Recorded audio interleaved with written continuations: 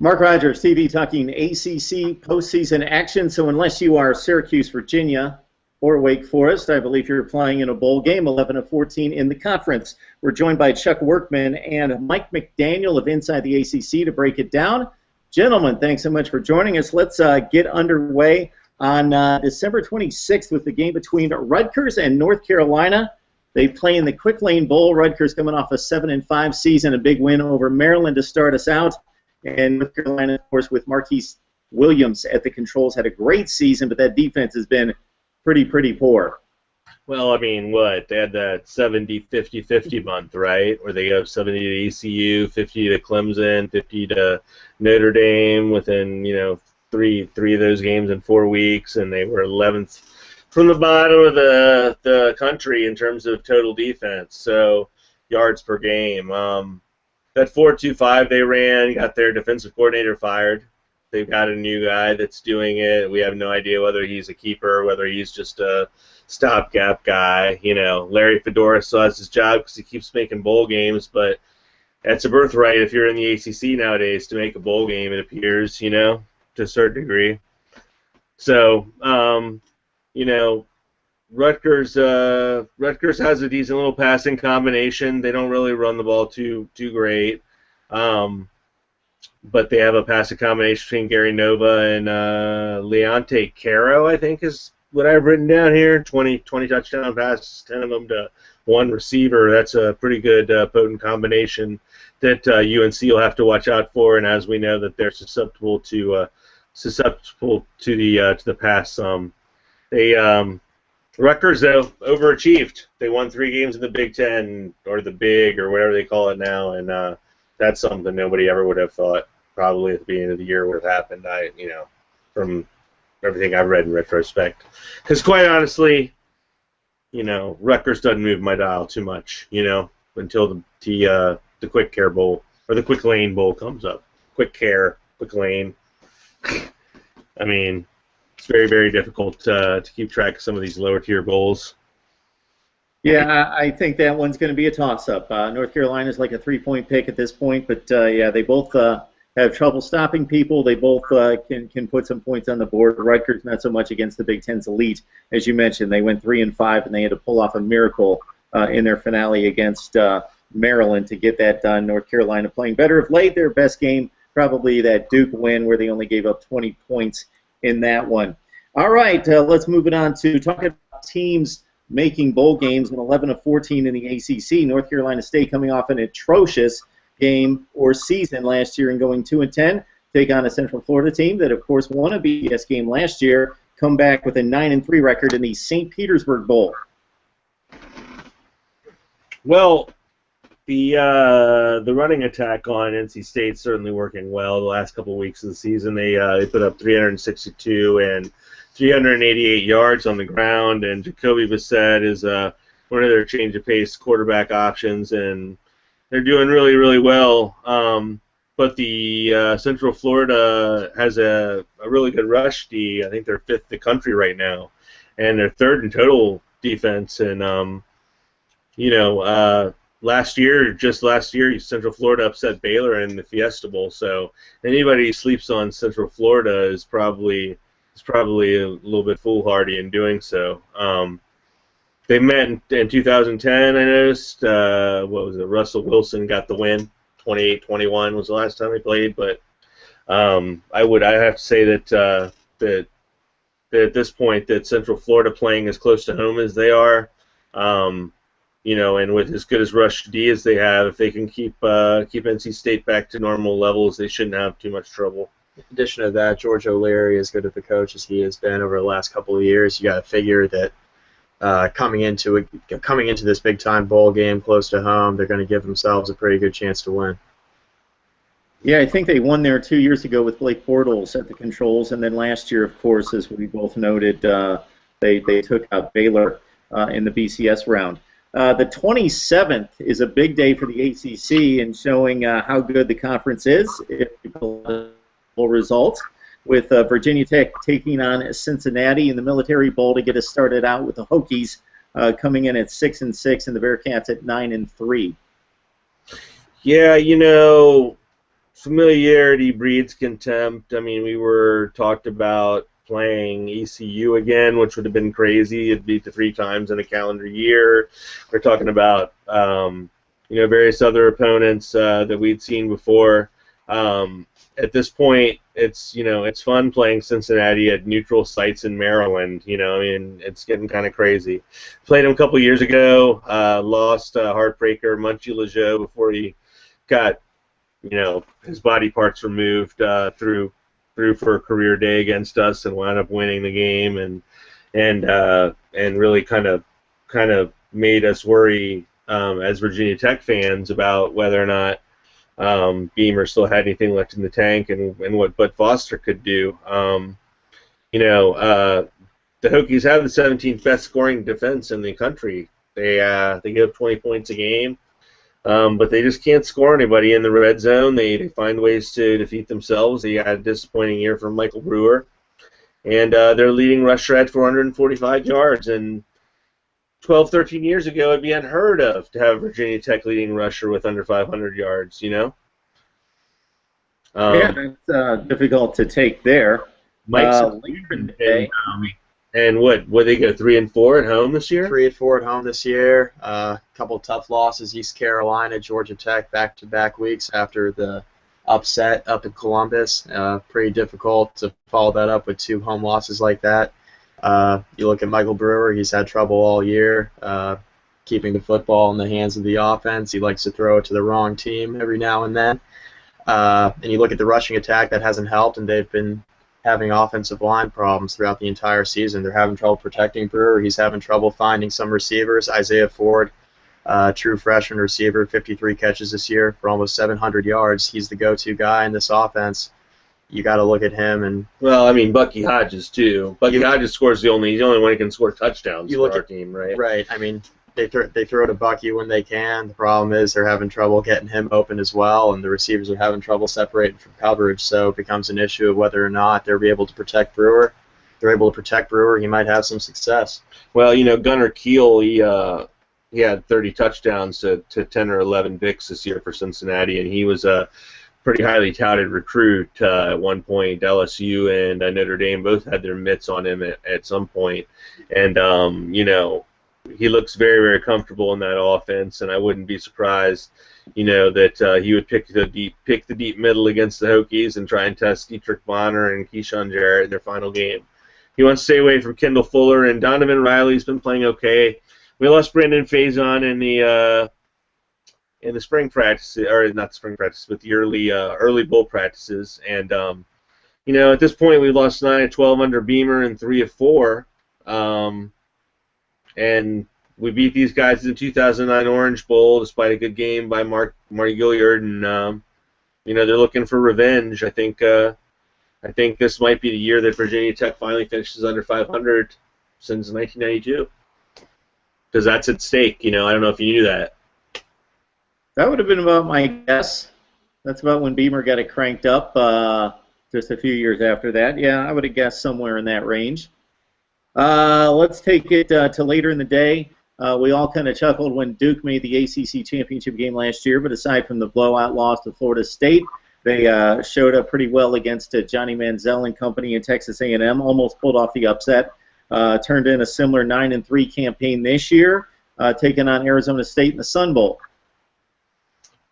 Well, I mean, they both were 9-3, and they both shot themselves in the foot at the end of the year. So there's going to be some lingering animosity, right, Mike? Absolutely. I mean, you look at Arizona State; they had a chance to make the college football playoff. They come off of a couple of tough losses late in the year. You look at Duke. I mean, Duke 9-3. I mean, they lose at home to Virginia Tech, a game that many thought they would win. And they should have won. And they should have won, really. I mean, losing the Coastal with that loss and then following it up with the loss to UNC at home as well. Well, I didn't expect Anthony Boone to have the regression he had this year at quarterback for David Cutcliffe. As you know, the last week has been rife with rumors about whether Cutcliffe was going to take that. Well, first of all, nobody knows whether the offer was ever, postured to Cutcliffe about the Michigan job after Hoke got fired. But there was a lot of rumor about, would he like to go up north and coach them, and he's not a fan of the cold, and I think he used that as a way to drive up his bargaining price with Duke until at such a point an SEC job he opens up that he can finish his career at. But he said there's nothing south about South Bend when he spent a season or two there. So that's pretty chilly up there, and Ann Arbor's not going to be any warmer. So he's got a whole new Wallace Wade Stadium's undergoing a whole bunch of renovations this offseason, so he's going to be looking at a statue in front of that stadium if he sticks around and does a few more of these years. I don't think he can ever really truly entertain doing much more than trying to make a playoff, but that's a heck of a lot more than Duke has had a chance to hold their hat up about over the past few years. Arizona State's got a decent rusher and they got a high octane offense, but I don't think that I could count on them to get a stop when I counted. I really wouldn't bet on it. If I had to bet something important, I would bet on another team getting the game-winning drive against them, because they just seem to be very susceptible to go to the prevent defense and allow big gainers to eat up large chunks of yardage quickly. Okay, later in the day we've got an ACC-SEC game, and if anyone's kept count, I certainly have the ACC defeated the SEC in 4 of 5 games. Not putting those games in context right now, but doesn't prove that it's a better league, but did win 4 or 5 on the field. Miami, South Carolina, a couple disappointing efforts here at 6-6 versus 6-6. Well, you had number 9 preseason ranking for USC East, and that's just that's being born with a silver spoon in your mouth. And I've talked to you time and time again about preseason rankings and preordaining teams as being, what's the rubric we're setting here? Are we saying at the beginning of the year that these teams will be there at the end of the year? Are we basing it on a prior year's performance? Or are we basing it on actual talent on hand? And this is a prime example of another team that could have been number 9 instead of USC East. And as it turns out, they finished 500 and are going to be playing in a pre New Year's Bowl. Miami, they're 8-10 in their last 18 games. Al Golden's on a hot seat. They've allowed 30 points in their last 11, or 11 of the last 18, rather. I'm sorry.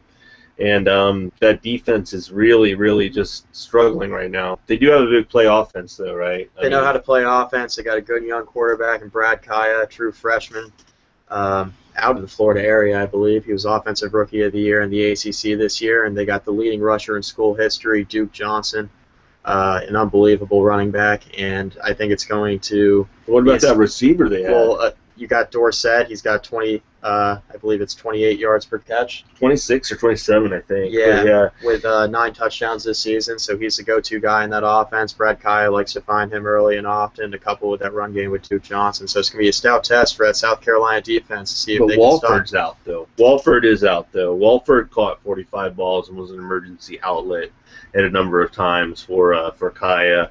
Both of us were present, unfortunately, at the Virginia Tech-Miami Thursday night game. When Miami absolutely just took us out and pounded us, and we were privy to a little bit of each of these players and what they have to offer. I could really see Miami coming out and hitting some big plays and making a mockery of a seemingly disinterested South Carolina team. I have my questions about whether or not Spurrier will return next year. Personally, I don't know. What have you heard about Spurrier to this point? I mean, I've heard those dreaded votes of confidence is what I've heard, unfortunately, and that doesn't bode well, as far as I'm concerned. I don't know what you've heard, though. Well, I think Spurrier is going to be around. I think it's more so the coaching staff. A few of those guys may not have jobs in a few days. So I think that's more the issue with South Carolina possibly there. Let's see, later in the day we've got a game at Yankee Stadium for about the 4th consecutive year with the Pinstripe Bowl.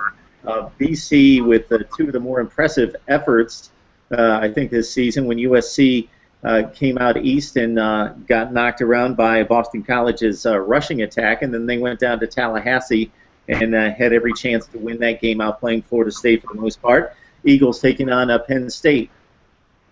Yeah, Penn State, I was shocked to find had the #2 defense in the nation. I had no idea until the end of the year. I didn't pay much attention to Penn State because they didn't move the dial. I wasn't. They were on at noon a lot. Playing a lot of Toledos and Northwesterns, and just big games. I kept track of them, Chuck. Well, I did that for you. I know what your affiliations are, and I don't mean to offend, but I'm just saying. At noon, after I get up early to watch game day, it's time to have a couple beers and take a nap until like the second half of the games, But the funny thing I read was that Penn State leads the series like 19-4, but BC's won the last 3. So Penn State's got a little bit of explaining to do, a little bit of work to do. As far as that's concerned, I don't understand how Penn State continues to trot that quarterback out there.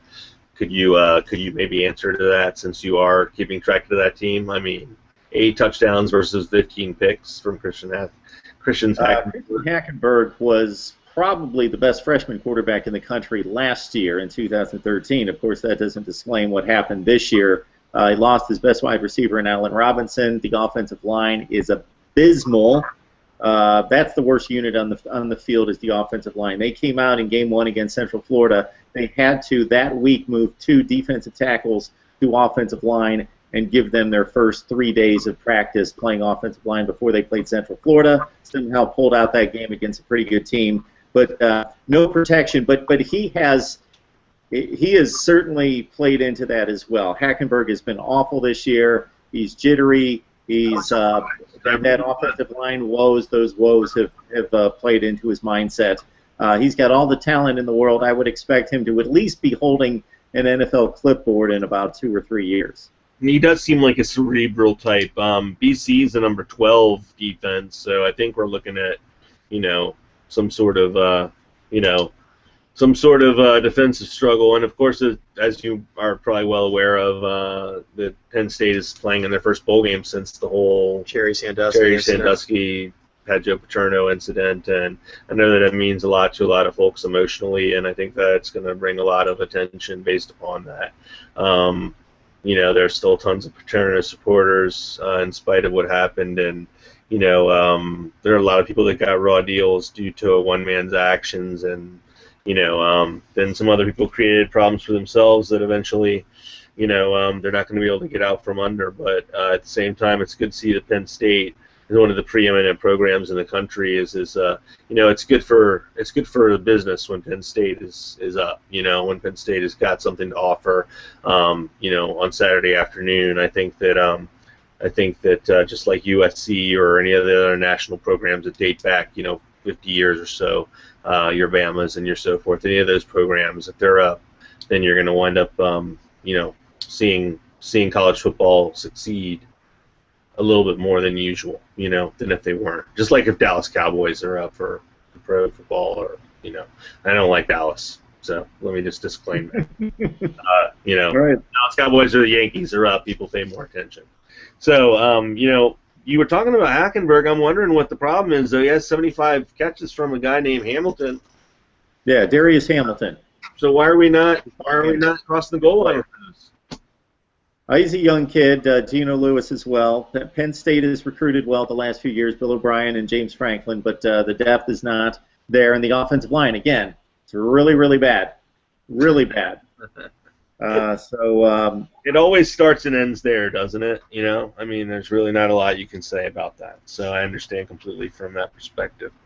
All right, let's move on. Because the next day we've got on the 29th, this Clemson team, of course, during the Taj Boyd, Sammy Watkins years, was an offensive program. The defense looked bad in the spotlight in the big games. This year, though, the defense behind Mr. Beasley is rather stout. The offense has looked very good under Deshaun Watson. Deshaun Watson, though, is on the shelf with surgery. Clemson Tigers taking on Oklahoma 8-3 or 8-4 against the 9-3 for Clemson.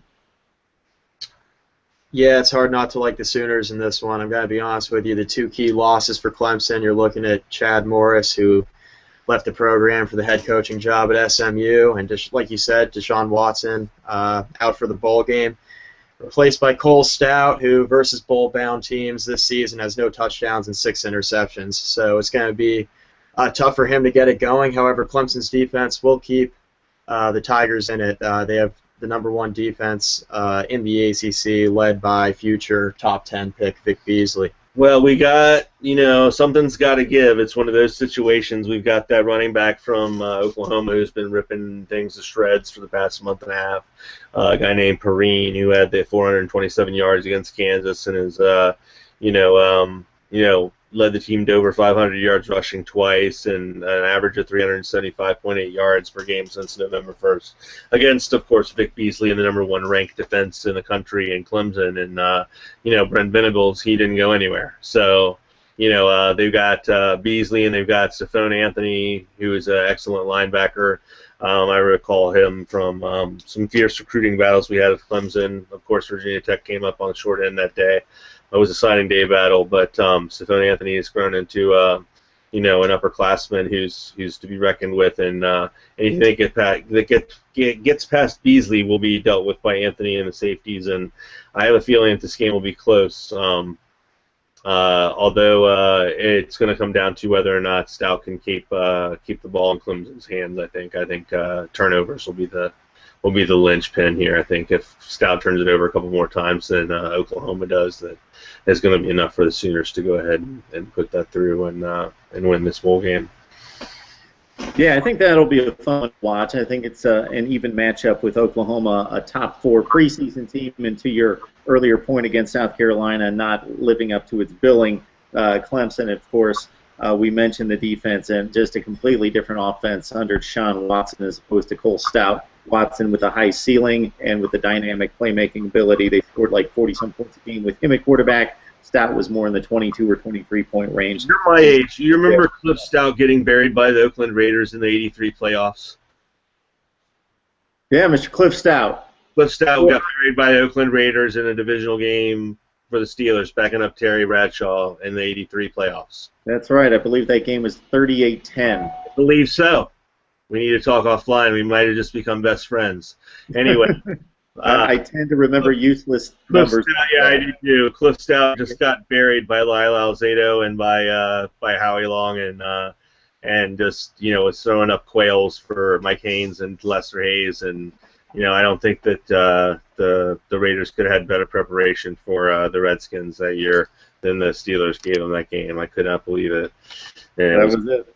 All right, let's move on to the Louisville-Georgia game. We've got on December 30th. The Bulldogs come in at 9-3, and the Cardinals 9-3 as well. A nice little introduction to the ACC for Bobby Petrino and company. Well, what do you think? Well, welcome back, Bobby Petrino. Right, Louisville goes 9-3 this year. However, they're out their best running back, Michael Dyer. You guys might remember him from Auburn a couple years back, the national championship team with Cam Newton. Very good running back. He's out again for academic reasons. He's ineligible. Louisville has a top 15 wide receiver. He's a top wide receiver in the country, a top 15 draft prospect in Devontae Parker. He has 935 yards this season. He's a big-time player, and he's the go-to guy in this offense. On the flip side of it, is it 735 or 935? Either way, we need to check on that. It's still an impressive amount. It's over 20 yards to catch. I can't read my handwriting. I think you might have misread it. I think it's like 755 over 35. So just to make that correction, I don't think it's 900. But I think it's over 20 yards per catch. And he has several touchdowns to go along with that. I mean, he has a connection with the quarterback. And like Mike was alluding to, I mean, they've got a fantastic situation. Mark Richt has a quarterback, takes care of the ball, 20 touchdowns, 4 picks. They're missing Todd Gurley, though. With Todd Gurley, that's a runaway Florida victory. Todd Gurley might be in the playoff. Who the heck knows? But at this stage of the game, I mean, I give it a pick 'em. I'm not sure, who's more invested. I think that there's been a corollary over the years that they said that the guy who wins the silver medal is less happy than the guy who wins the bronze medal, because the guy who wins the bronze medal was not expecting to win the bronze medal, but the guy who won the silver medal wanted the gold. And he's disappointed, whereas the bronze medalist is happy. And I think Mark Richt might be tired of being the silver medalist. And Yeah, with there's been a few bowl times. games, I think he's become, kind of defeatist. And I don't know if you agree with that or not, but he recruits so well every year, and they don't produce the results that are commensurate with what you'd expect from their recruiting classes. Yep, that's definitely true.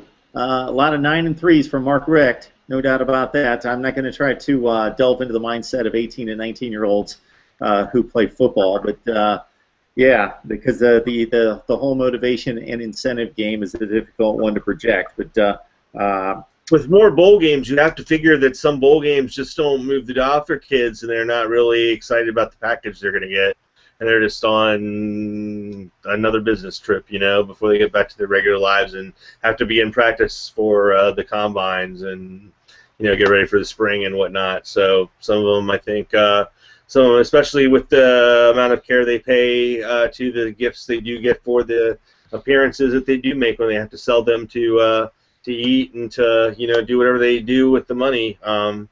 It's apparent that the bowl game has become taken for granted. yeah, I think you're right. There's no question that a lot of big programs having disappointing down years just show up and mail it in. At the same time, if these guys would realize that this is the only time the entire season that everybody that's watching college football is going to be watching them. These games are exclusive. I don't care how big the game is. Florida, Florida State, Ohio State, Michigan, go on down the line. There are 4 and 5 and 8 and 10 ball games on at the same time. So the audience is fragmented. So that's why I think these bowl games are important. For one reason is because there is more attention placed on these teams, more eyeballs on the TV set directly on these games than any other games the rest of the season. All right, we digress. Let's go to New Year's Eve with Mississippi State taking on Georgia Tech. Of course, the Bulldogs about as close to the college football playoffs as anybody outside the Big 12. And Georgia Tech almost won the ACC championship with that Paul Johnson offense that gets ridiculed but continues to produce.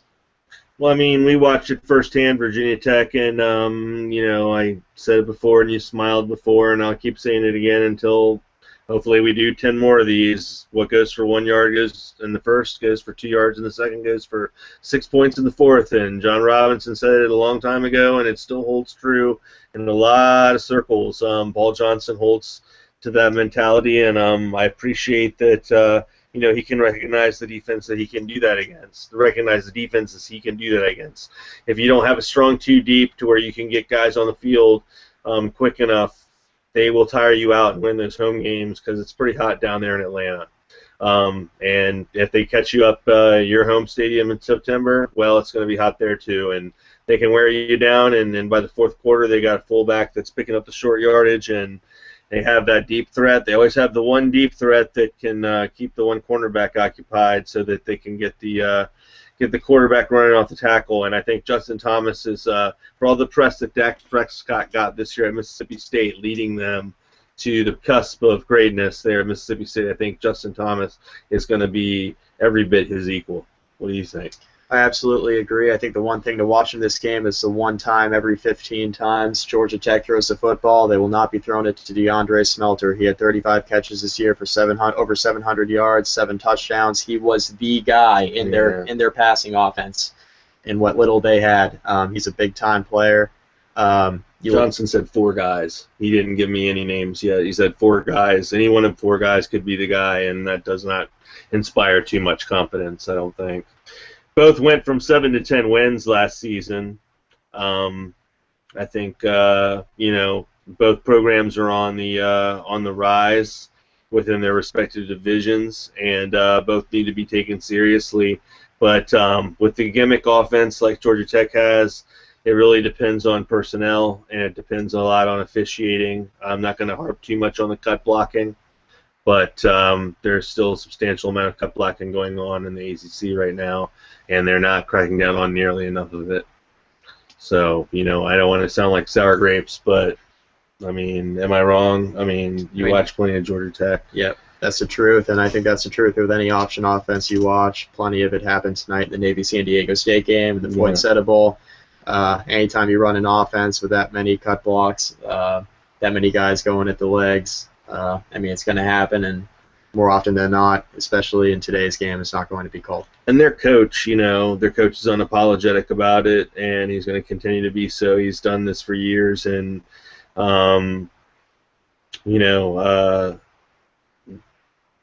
it's better to know the W do than the W don't. I'm kind of glad he stayed and didn't wind up in any of those crazy Nebraska rumors, because I think Virginia Tech could probably beat him 4 out of every 5 times they play him.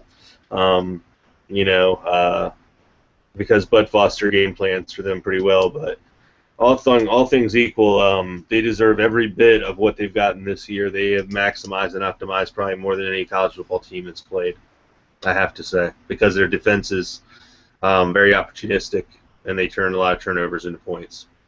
Okay. We can debate the relevance of these games, because they could be called postseason games, they could be called exhibitions, but this one, without a doubt, that we will wrap it up with is a true postseason game. We're talking about Pitt and Houston? What's that? We're not talking about Pitt and Houston? Oh, yeah, they're playing too. I got you there, didn't I? It's late. We don't have to, but either way, why don't we hit Pitt and Houston first, because that game stinks. They do have some players, though. James Conner on Pittsburgh ran for 1,675 yards and 24 touchdowns. And they had a guy named Boyd who caught a lot of balls. Of course, they just changed their coach. Who's taking over for Chris now? You did the article on that, didn't you? Michigan State defensive coordinator. Narduzzi's taking over for Chris, the old Michigan State guy. Expected to be announced a couple days after Christmas, either Friday or Saturday news conference. And Houston has, a good receiver who has 12 touchdowns and another guy who has 68 catches. And, well, their linebacker ranks 10th nationally in tackles. And that's all I got for you on that game. So we can move on to the Florida State game now. I just wanted to at least prove to my brethren up at Dream Backfield, who is a partner site of ours, that I did care enough to research their game a tad bit. I have no idea why they're playing it after the more important games. I really, really don't. Perhaps you could shed light on that. Because television means time slots, means money, regardless of the perception of how bad the game is that, as you can see, even working around the NFL playoff schedule, they have fit in bowl games on Sunday night late after the NFL game or near the end of the NFL game. And this one, there's a Florida-East Carolina game on a Saturday, or on a Saturday, before the NFL playoffs start. I don't know where this is sandwiched in exactly, but it's slotting of keeping football on all the time. Well, I mean, that's what everybody's goal is at some point, to have a live football game on every hour of the day. I understand that. But I think that they should put it before and make the penultimate games, and end the season on, in the season with the best games. And I guess that brings us to the Oregon-Florida State playoff game, which could be the last game in the ACC docket, or the second to last game, huh? Yeah, take it away, Florida State, Oregon. I don't think I can preface this in any special way. Well, I mean, Winston's had nothing but distractions all year. It seems like the distractions are going to be lessened over the next month or so, now that some of this stuff is out of the way. Maybe he'll be able to focus. He doesn't have quite the same depth he had last year, but they've won 29 games in a row. Until somebody knocks them off, you have to give them the crown. You have to let them wear the championship belt, and I don't think teams have let them do that enough this year because of ancillary issues, and I don't think that's necessarily fair to the other 84 guys, or however many guys they have, including the scout guys. They're going to have a hard time, though. I mean, stopping Marcus Mariota, who can score a touchdown in under 60 seconds about 5 times a game, that's tall order for anybody, and everybody really wants to see Alabama and Florida. Personally, I would like to see Florida State play Alabama and then annex the state of Alabama after they beat Alabama in the championship game, because they beat Auburn last year and then Alabama this year. And they can just make it Florida-Bama one big state, and, that's just, that should be their right, since college football means so much down there. You know, the governor should put this into some sort of legislation. Of course, that's me talking tongue-in-cheek. But anyways, I think that Oregon winds up winning that game, and I think they wind up winning it big because Florida State's luck's got to run out at some point. I don't know. What do you think? I've not made a prediction on the game. It would not surprise me either way. I just think the one concern that I would have if I was Oregon is that if you track the Oregon Ducks over the last 4 or 5 years since they have reached the pinnacle of college football, any team that can match their speed and athleticism on the edge but also can maul them are the teams that beat them. Ohio State in the Rose Bowl, NFL defensive players that also are bigger and stronger. LSU in a season opener. Auburn in the SEC or in the national championship game. Stanford 3 out of 4 years, and this could be the next time go around where Florida State's got the athletes to match them in space, but also could just go crazy and run off tackle and just beat them to death. Who do you like, Mike? I like Oregon this one. A game that could come down to turnovers. Winston has struggled this year more than last year with keeping the football in the hands of his offense. You look at Marcus Mariota. He didn't win the Heisman for no reason. Only turned the ball over twice with 2 picks this year. Doesn't fumble. Holds on to the football. He's a dynamic player. I think Florida State has the athletes on the defensive side of the football, but I think it comes down to whether or not Jameis Winston can make enough plays on the offensive side of the ball to keep up with Oregon's high-powered offense. I think Florida State needs to do 2 things to win this ball game. One is to continue their running game resurgence that they've had the last couple games. They've had some pretty good running backs performances, and I think they need to put a helmet right in Mariota's sternum when he opens himself up to those sort of opportunities. If they can get an open hit on Mariota when he's trying to carry the ball in the open field, I think, and you know, make him land hard on his throwing arm, whatever it takes, you know, within the grounds of the rules, obviously. They need to take advantage of roughing him up as much as possible. If they can do that and get his jersey dirty, I think you could be looking at a closer game. Otherwise, I think it could be a track meet. I think it could be one of those 50-20 games where, you know, Oregon's saying, "Here we are, world."